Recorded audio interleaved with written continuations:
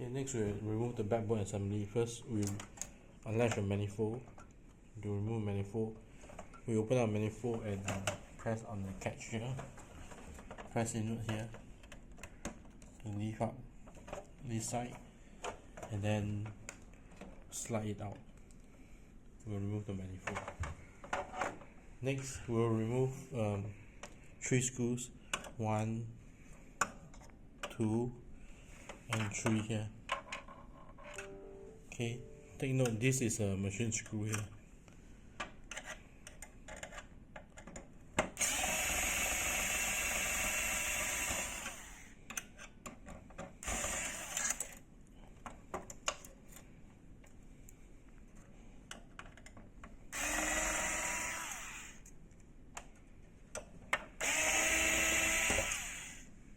Okay, so once remove the screw, there's a metal slot here.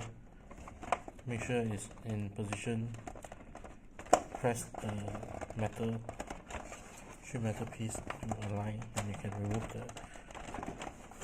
Okay.